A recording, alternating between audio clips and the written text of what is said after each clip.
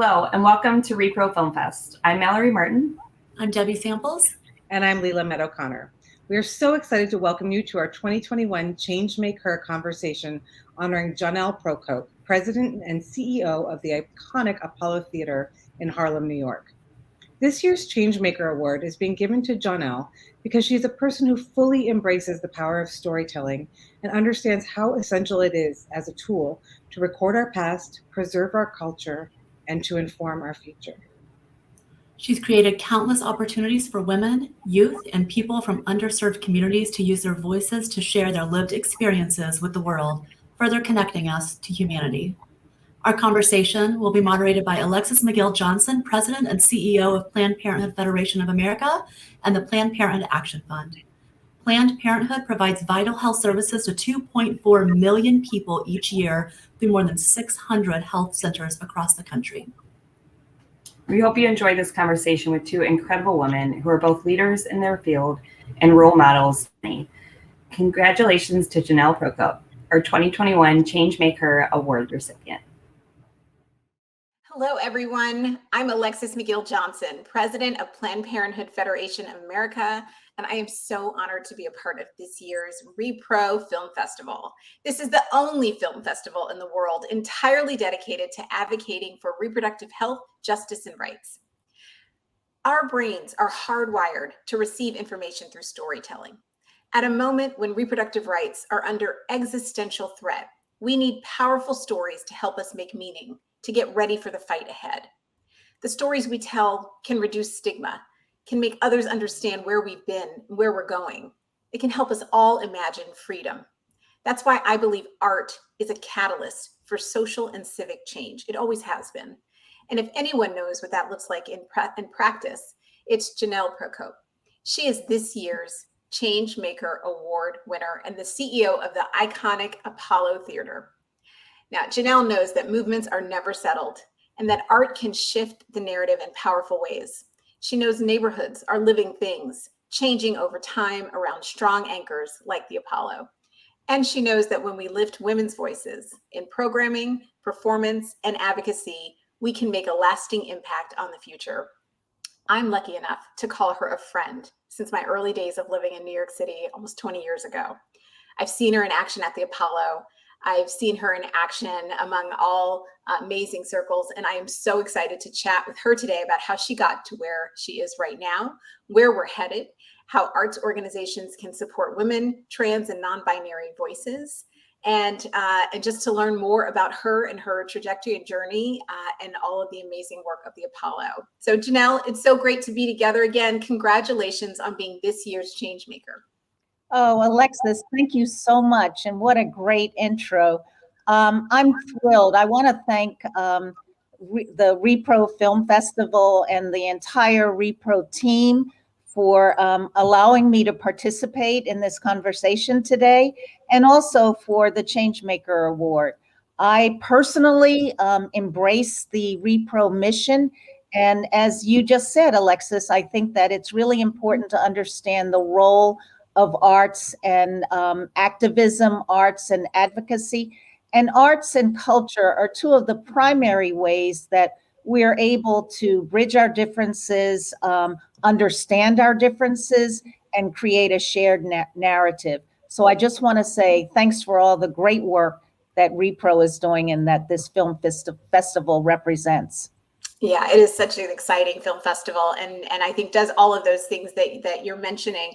Now, for those who don't know you as well as I do, Jonelle, I'd love to just start with your trajectory. What brought you to this work?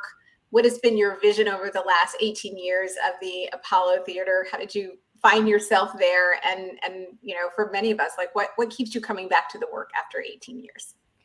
Well, I grew up in Philadelphia and had a wonderful childhood there. But when I was 12 years old, and from that time, I used to spend summers in New York City with my much older brother and his wife. And it just so happens that John was the publisher of the Amsterdam News, which is the Black newspaper in Harlem and in New York City. And the offices were situated right around the corner from the Apollo. And that's when I began to be intrigued by the theater and also the Harlem community. And in a broader sense, New York City. I was completely enamored with it. So New York really was like a second home for me. And to fast forward, I am a lawyer by training. And when I graduated from law school, I began to take the conventional route, which was to work in a large firm. And then I quickly realized that large firm corporate securities practice was not for me. And so I made the transition to entertainment. As a little girl, I always liked to be around the creative, whether it was playing the violin or taking ballet lessons, and just being around people I considered to be creative. And so when I made the transition, I went into the general counsel's office at Viacom, and I worked there, and in the years following that, worked in several other media and entertainment spaces. And that culminated in me focusing on the music industry. Well, in 1999, Dick Parsons, who was then the CEO of Time Warner, was tapped to join the board of the Apollo Theater and to really help guide the theater through a period of transition. And Dick brought with him a cohort of people on the board, and I was one of those individuals. And I think that I probably was tapped to do that because of my background in the entertainment industry. So we joined the board, and it was at a time, as I said, of transition for the Apollo and for the Harlem community. And it was really a turnaround situation. And so 3 years into my board service, Dick asked me to go to lunch with him. And I did. And I thought we were just going to chat about, board business. And he asked me, what did I want my legacy to be? Which was, I thought such an unusual question. And I also thought to myself, legacy, at that point in my life, I was thinking, I'm not even ready to be thinking about my legacy. And then he went on to say, I'd like you to really consider coming into the theater and running it. And I have to tell you, as a woman, I think that we sometimes do not give ourselves the credit to be able to do something. We kind of second guess ourselves and wonder. A man would never do that. A man would say, oh, yeah, right, great. I can do this. He already had his legacy. Yeah, exactly. So, I talked to my best friend, who's my husband, and he said, you know what? I think this job is perfect for you. It sort of combines all the elements of things that you've done in the past and things that you love. And so I said yes. And I have to say, the rest is history. Being on the board allowed me to have a 30,000, I think, foot view of what was needed, what we needed to do strategically. Being on the board is quite different from being on the ground. And so it was a challenge, but I am so proud of the work that we've been able to do over the 18 years, and the theater's evolved. So that's kind of how I got here. And as we talk a little bit more, I think I can weave in, the different things and the different challenges that we confronted. And I think that, the 21st century for the Apollo represents the vision, the implementation of the vision that I think we all had when I joined the board, which was for the Apollo to be a performing arts center for Uptown. Yeah. Well, I'm going to go there, but I don't want to leave this question without just underscoring what you're saying. In some ways, I'm feeling like I'm living through you, having been on the board of an organization and then stepping in a critical moment to help shape that 30,000 foot view. And it does stretch your leadership in various ways, right? Even having been in all of these formidable institutions like a Viacom, in the corporate law sector, there is a different kind of leadership piece that I think women, because of how we've been traditionally excluded from these positions, have to stretch ourselves or see ourselves in. Is that right? I think that's absolutely right. I think that I have to say, though, at the Apollo, I've been in, I don't want to say, kind of in a very comfortable cocoon, in the sense that there are women in all of the important leadership positions within the institution. And so I've been able to work with some very talented women, and we really, I think, feed off of one another. We support one another, and we're able to speak freely, and it's a very comfortable environment. And so I feel like I haven't had to think about the distraction of, or experience the distraction of being in an environment where it's homogeneous, all of, and by that I mean just men, and very often white men. And so it's been, I think, an idyllic situation, if you will, for me. No, I totally understand that. Well, I want to talk about I love this vision of the Apollo as a performing arts center.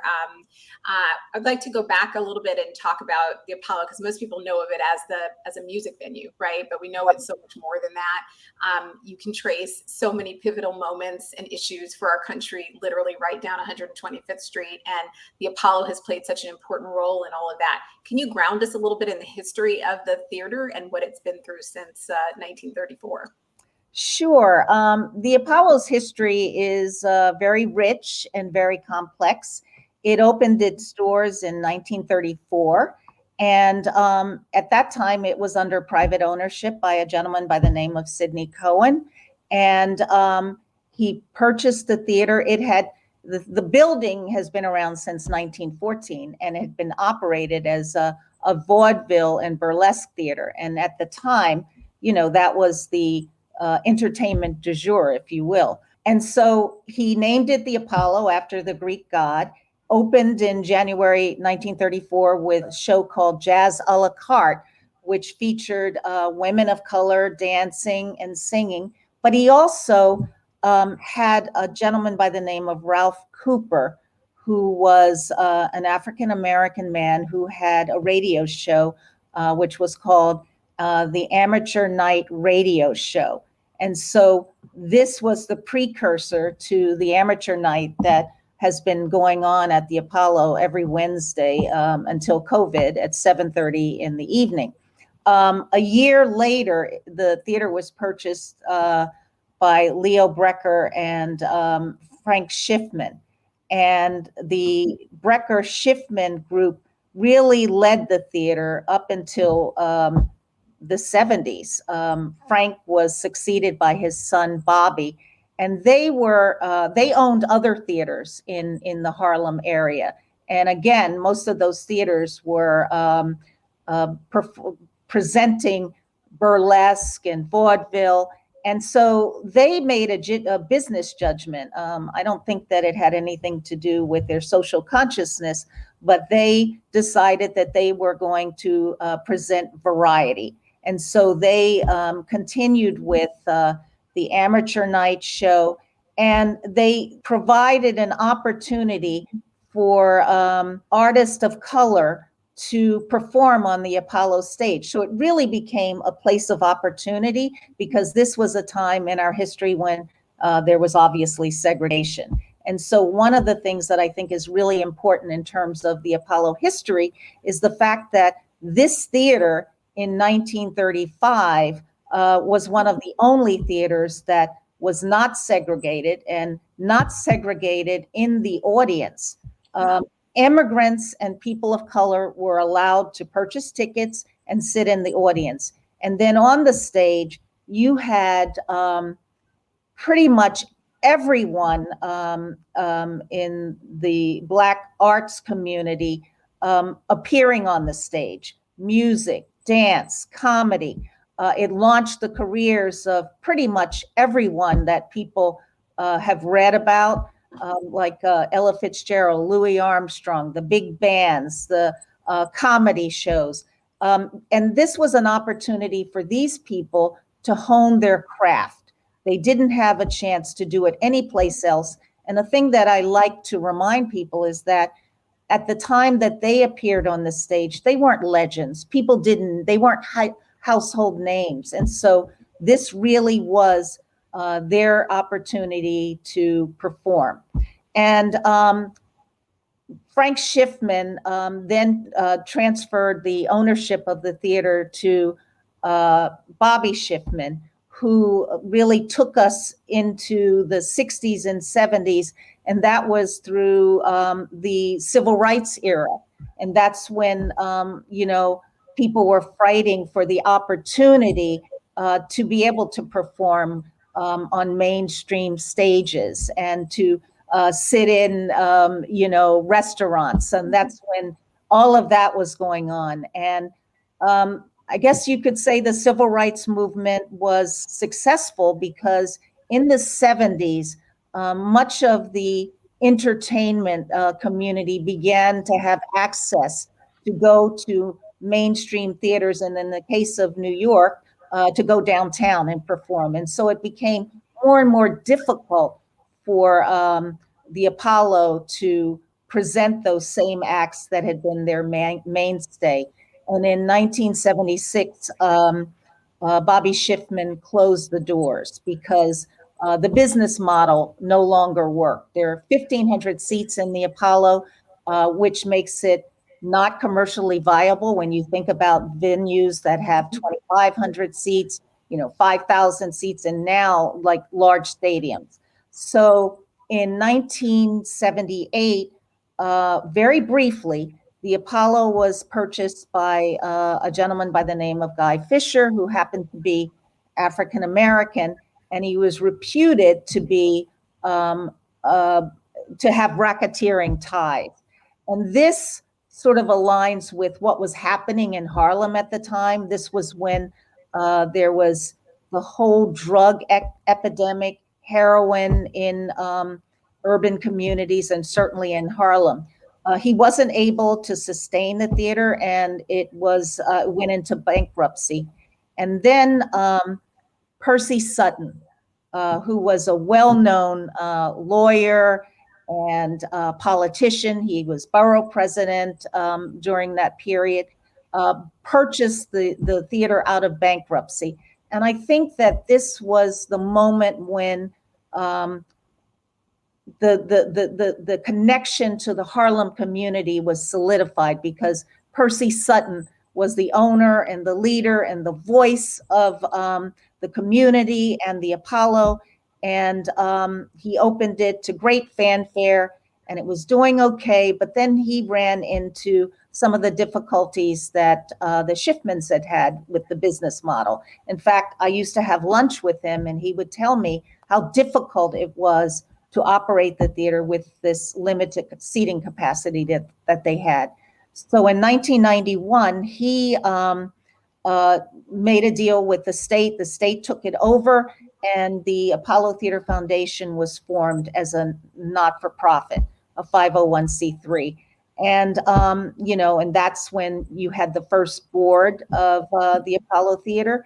And then fast forward, 1999, 2000 is kind of when Dick stepped in, and, and then 2003 when I did. So that kind of parallels what was happening then. But I know you lived in Harlem as a young woman, or as growing up, right? Yes. Yeah, no, absolutely. Look, and I think what you're telling is just this story of African-American leadership and how powerful it is in recognizing that no one gets there on their own, right? That this is and institutions are really important anchors. And I, my family's from Harlem, growing up on 129th and St. Nick. When I first moved to Harlem as a postgraduate student, I moved to 121st Street and 8th. So I've always been in and around Harlem, and I'm marveling, like even as I live like just south now, thinking about how amazing it is, how much Harlem has changed. Like 125th Street looks so much different than it did 18 years ago, much less 50 years ago. And the Apollo has been such an important anchor in the community. Can you talk about the role that it's played, particularly over the last, 10 years, I would say? I know you're opening the Victoria Theater in the spring, but it has just been such an important cultural anchor, and it's really seen a lot, not just in its own trajectory, but like really in a neighborhood and a community trajectory. That's absolutely right. I think about when I first when I first joined the board, we used to have our board meetings at the Apollo. And I remember looking at 8th Avenue, which we call Frederick Douglass Boulevard, and it was like a desert. There were burnt out buildings, empty lots, and really nothing happening on that boulevard.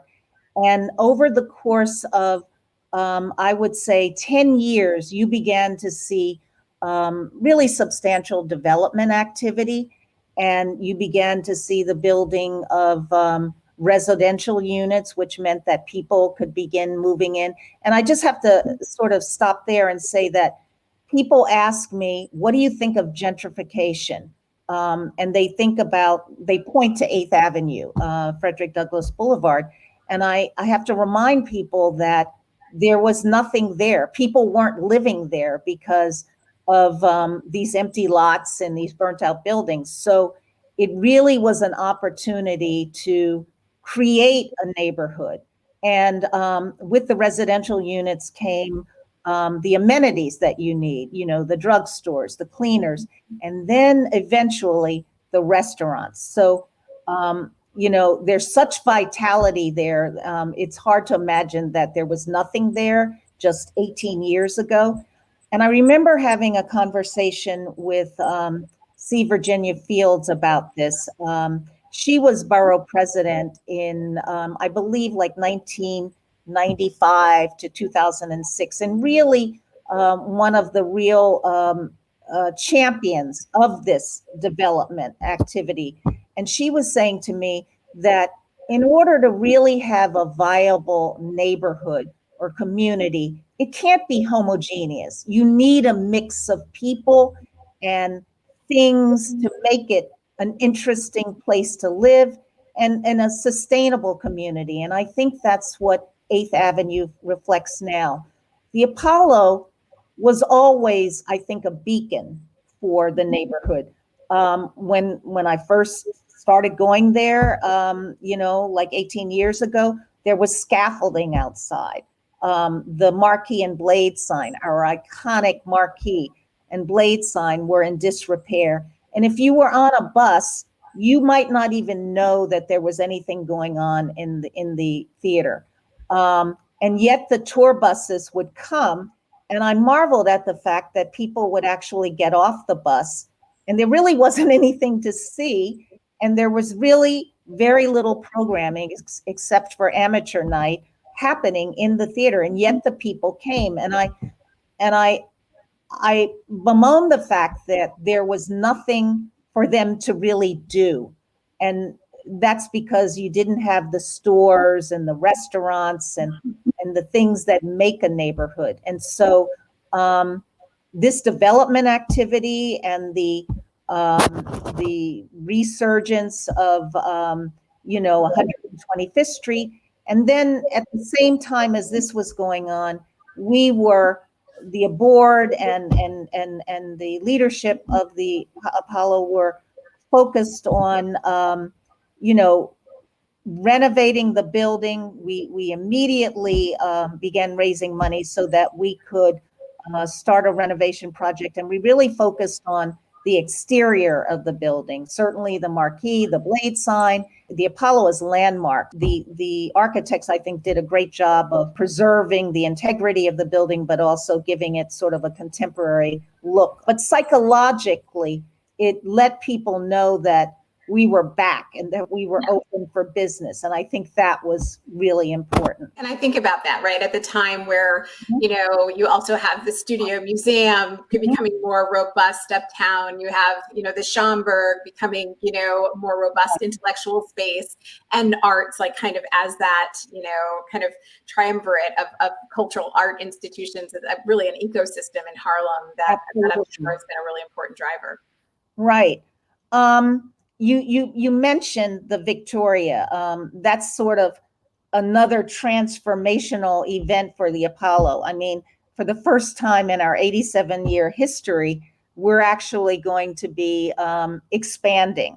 And this is also one of the, I think, primary things that primary, sort of opportunities for us to really become this performing arts center. There is a mixed use development that has actually gone up 3 doors to the east of the Apollo. It was a project that had been languishing for 10 years, and finally it's coming to fruition. And it has residential units and a hotel, but it also has cultural space. It has 2 theaters, a 99-seat theater and a 199-seat theater. The cultural space is owned by the state. And so the Apollo, we were so honored to respond to an RFP to operate and manage this space. And so this is going to come online. We are hoping to take possession. COVID sort of, made things a little uncertain, but we are hoping to take possession of the space in the spring of 22. And what this represents for us is an opportunity to serve the community in a different way. The fact that these are going to be fully out technologically advanced black box theaters that are smaller, I think are more accessible for the kind of work that artists and collectives are doing at this moment in time, I think is a great thing. We had to raise the money to outfit the theaters, and certainly we've had to look at what we think the business model should be for operating those 2 theaters. And we had really taken a lot of time to think about, sort of what the vision for the use of the space would be. And then COVID hit, which really changed the landscape for many of these smaller cultural organizations. I think that the Apollo is, I think that not-for-profits have a real responsibility to the communities in which they reside, certainly cultural institutions. And so I think that we feel a responsibility to help these smaller arts organizations, and certainly during this difficult period. So the numbers, the cost of operating the Victoria is, more than we had thought when we first started. And what we realized is that we're going to have to take the lead and go out and raise money so that we can subsidize the rental of the space for all of these smaller arts organizations. And so we have a program that we're rolling out called Culture Forward.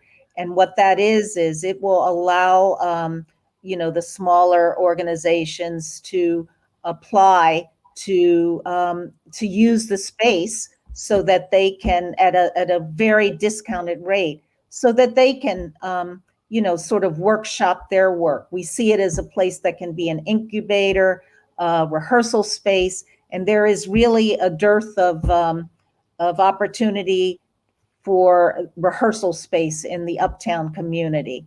And so we're really excited about that. That is so exciting. I'd love to turn from the theater to the art that you produce. I know at Planned Parenthood, storytelling is such a huge part of our stigma reducing work. It's obviously such an important part of the rePRO Film Festival because we know stories are catalysts for action. We are, advocating in different ways. How are you thinking about the Apollo in that moment, using art as a catalyst? We know it's always been a catalyst in our community for tilling the soil, tilling the conditions, as it were, for our freedom. how are you thinking about that kind of advocacy, and any particular projects that represent that moment for you? Well, again, I'm going to underscore the point I made earlier, which is, since we opened our doors in 1934, we've been a place of opportunity.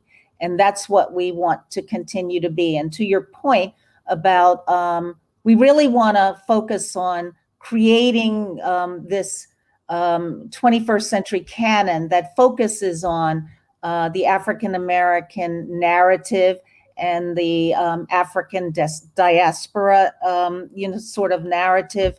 I think that there is tremendous work being done everywhere, but we really want to be the institution that really focuses on that work. And so we are a multidisciplinary commissioner and presenter. And so we've presented a number of programs that we think speak to sort of where we are at this moment in our lives as African Americans, and also historically where we've come from. And so there's one project that I'm really very proud of, and I think is an example of what we're trying to do, and an example of what would be considered part of this 21st century canon. And that is the work that we did with adapting the seminal work of Ta-Nehisi Coates, Between the World and Me. And Between the World and Me really is a profound, a book about what it's like to be Black in America. I mean, it was really a letter to his son. And it was an opportunity for us to bring his words to life. As I said, we've always been a champion of different voices and of the community. And we wanted to stimulate the discourse, if you will, on the subject of inequality and racism. And so this was the perfect project. It was premiered in 2018, and then it came back in 2019, and it was supposed to go on the road. And because of COVID, we weren't able to do that. But it just so happens that HBO was interested in the work. They had seen it on the stage. And so it was made into a movie that premiered, or a movie on HBO. And the executive producer at the Apollo, Camila Forbes, who's so talented, is the one who adapted it for the stage and also directed it for the HBO movie. The other thing that I think is important, and which is an example of what we consider a holistic approach to our programming, was the development of a curriculum around Between the World and Me that was used in our education program. And it was a curriculum that educators were able to use in the classroom that enabled him to really talk about the issues that had been highlighted in this work. And so students were able to really kind of open their minds, understand different perspectives, and confront issues that they confront in their everyday lives. And so we're really very proud of that. And that's the kind of thing that we like to do when we're thinking about programming. Really think about how can we put something on the stage, but also exploit it in the classroom.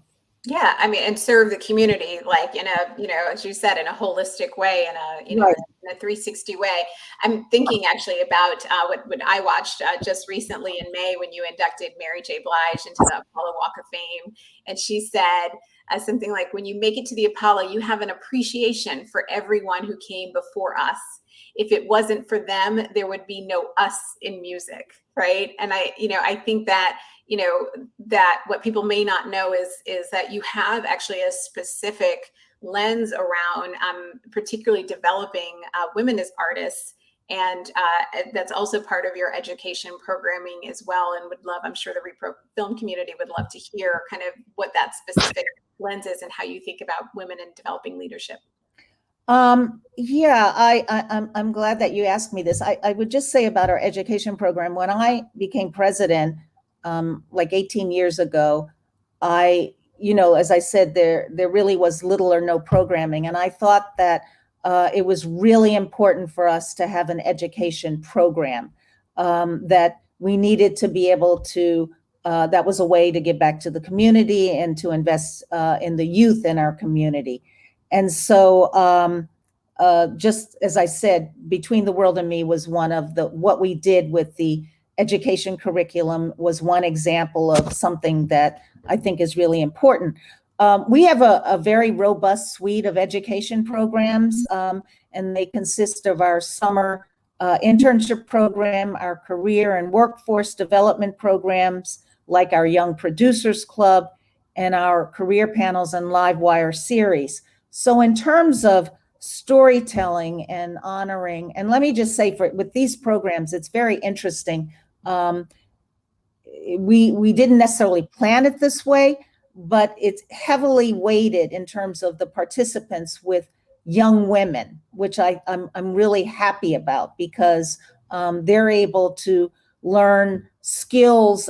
For example, with the Young Producers Club, they actually learn, with COVID, everything went to the digital formats. So we were sort of holding our programs in the digital space, and they learned to actually produce shows in the digital space, which is a skill that is applicable in other job situations or potential job situations. But one thing that I'd like to highlight is a program that we did that focuses on the Apollo history on a community level, and that is our oral history project. Back in 2006, we began to, tape the stories and the information from people who had appeared on sort of the history makers of the Apollo, and people who were very important in terms of the development, the evolution of the theater. And so these are conversations that'll be in the archives. But at the same time, we launched a program that focused on kids in elementary, middle school, and high school. And they did these oral histories where they actually talked to women in the community, older women. And it just so happens that, I don't know, older women seem to outlive men. And so they were the ones who still were living and were able to reflect on what they had seen in their lifetimes in the Harlem neighborhood. So they were able to talk about the arts. They were able to talk about health issues. They were able to talk about, injustices that they had seen and how they had used, their craft or whatever it is they did in life to make changes, to respond to these challenges. And so these kids recorded all of these, and then they took them back to the classroom and they analyzed them, and they made them they created, presentations that were in some instances performed on the Apollo stage. And in other instances, they became videos of the conversations. And we have them in our archive too, and they're part of a podcast series, and we're really excited about that. The other thing is, which I'd like to talk about a little later, but we focused on a lot of stories that involve women. So for example, and I'm looking, we had, as part of our Zoom classroom, Apollo Women, Performance and Activism, where the students got inspired by women who had appeared on the Apollo stage, who used their musical talents for activism. And so the students explored how they did that, like Nina Simone or Aretha Franklin, or other women who really, people don't realize it, but not only were they performers, but they were very much a part of the movement to fight against racial inequality, social injustice. Some of the, we have a series called Livewire. They're conversations. They're part of the education program. And so some of the titles are Hazel Scott. She was part of the Cafe Society, and she was an activist. Aretha Franklin. We had one titled She's a Rebel, a tribute to the girl groups of the 50s, 60s, and 70s. Fierce and Feminist in Harlem. Women in the life of a community. And just Performance and the Politics of Style, where we focused on the way people dressed and when they were part of the movement. So there's a lot of focus on women, and we try to relate it to the history of the theater as seen through the lens of what was going on in the community. I also know that when you create the space actually for women to come in and convene, one of my favorite events of any year is always the Dining with Divas, where you extend the entire stage over the seats, and just women from everywhere, from so many walks of all of our lives, come together and celebrate each other. Hopefully, all dressed in red. It's Valentine's Day, if I remember correctly, and it's such a beautiful love letter to Black women in so many ways, and just would love to hear about kind of that work and how you are continuing to drive those kinds of engagements and bring women networks together, because that is also such a power of our work. I'm glad you said it's a love letter to women. You're right. I that's one of the events that we put on every year that I truly adore. It is, as you said, a luncheon that is supposed to be, if it can't be on February 14th, Valentine's Day, it's a day around that. And it's an opportunity to galvanize a group of women who represent all walks of life, all ages, diverse professions, and they all come together. And also your use of the word networking, I think, is really important, because that's really what it is. It's an opportunity for women to meet other women and for us to engage the next generation of young women in conversation. And so it's not a luncheon where, there's a lot of talk from a podium. It's more focused on, what's happening, what's important, to what impacts the lives of women. So what we try to do is we will identify 3 or 4 women who are asked to stand up right where they are, not at a podium, and talk about something significant in their worlds and how they feel it impacts the greater population and specifically women. And so once they talk and they sit down and everybody's finished, then other people and younger women can go and talk to them. It's very accessible. And I think that relationships are forged at these luncheons, and it's just a feel-good day in celebration of women. And we will continue to do it. This past year, because of COVID, we actually did the lunch virtually, which I was like, I'm not sure how this is really going to work, but it was great. I think that people had a good time. We kind of had the same format, and we had some entertainment. We actually played music, and there was a segment where women actually kind of danced where they were, and it was just a feel-good day.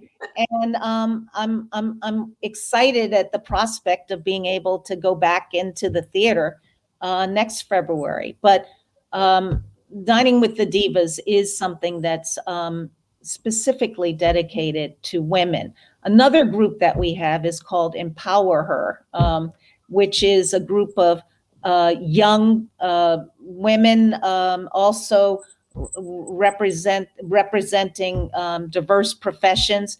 And I want to say the luncheon raises money to support our education programs, and Empower Her also is focused on our education program and mentoring of some of the students in the education program at the Apollo. And so we've been able to have smaller lunches or after work get-togethers where the women from Empower Her are able to sit and talk to on one-on-one these younger women. And I think that's really, really important. And I'm excited about that. So Jonelle, you talk so much about, these programs are so representative of your own passion in developing women as leaders and investing in kind of your own leadership team, which you said is also very driven by strong, powerful, thoughtful women.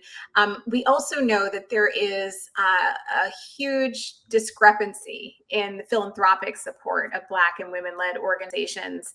And you've talked, a lot. I know one of your focuses is to put a spotlight on this discrepancy. Can you share a little bit more about the research that you've uncovered and kind of your thoughts about how we might be better advocates and supporters? Well, yeah, that, what you said is absolutely true. I mean, we know that the women, all women, people in the Black and brown communities have been disproportionately affected by COVID, but it also is very much alive and well, if you will, in the philanthropic community. There have been studies done. There was a study done by the Echoing Green group, which is a group that focuses on identifying and supporting social entrepreneurs, future leaders in this space, and the Bridgespan organization, which is a firm that provides consulting services to nonprofits. And in this study, they found that particularly with Black-led organizations, there is a 24% discrepancy in the funding that they get. They get 24% less money than majority organizations. And then when they delved further into it, they saw that there was even more of a discrepancy between organizations that were led by Black men and women. Women still were getting the short end of the stick. And then another study that was performed that was an offshoot of the Echoing Green initiative was one that looked at funding the statistics that 40% of our population is made up of minorities, people of color, and that 40% got only 10% of the grant dollars that were committed to helping to support these organizations. And so I think that at least the Apollo feels that once again that we have to take the lead in working to help with that disparity. And I think that some of the ways that we've identified that we can help is, I think, collaborating with some of these smaller organizations and doing joint fundraising. Because I have to say, since 1991, we have been fortunate. We're able to, the foundation community and the corporate community has been really, I think, very good to the Apollo, and certainly through COVID. And I think that in a way, I'm happy that we get those dollars, but there are smaller organizations who are not. So it's important to find ways to work with them. And I can't underscore collaboration enough. I think that you have to bring them along and help them where you can. And if you can, fundraise or certainly advocate on their behalf, that it's really important. And I'd really like to see, and we need to shed a light on the fact that there is this disparity. Yeah, no, absolutely. And I think using your platform both to support, right, to actually resource the organizations and also use it to educate people about the disparity and the, discrepancy, the bias in philanthropy and how that functions, I think is really powerful. Well, Jonelle, I know this has been an amazing conversation. It is such an exciting time for Black artists right now, for live theater, for all of us to think about the roles of spaces like the Apollo in our communities as cultural institutions and drivers. As you're thinking about the future, as you're thinking about your legacy at the Apollo in one word, what would it be and why? It would be home, home.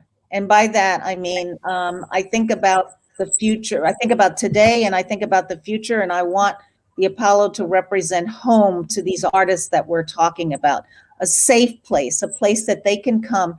We don't want a transactional relationship with artists. We want to be able to provide them with the opportunity to, focus on things that they want to do, things that their passion projects.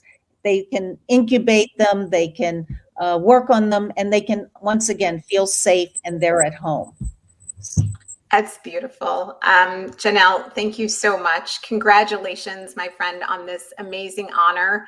When I think about Apollo, the god of music, of dance, of poetry, of truth and healing and knowledge and oracles, the god of sun and light, I can think of no better person in the world to be leading in this moment than my dear goddess friend, Jonelle, who has just really transformed a critical institution for our community and continues to educate and enlighten us all. So congratulations. Thank you so much, Alexis. I really enjoyed this conversation. And again, kudos to the rePRO Festival. Thanks so much for having me. Great. So to everyone watching today, thank you for joining us. Thank you for being a part of the movement for reproductive freedom. You can continue to support rePRO Film Fest by purchasing film tickets or an all-access pass. They will convert your purchase into donations to support the mission of this year's beneficiary organizations: Black Women's Health Imperative, the Lilith Fund, and No More Secrets. We have talked today about the power of storytelling, and that's what this festival is all about, sharing our stories without apology.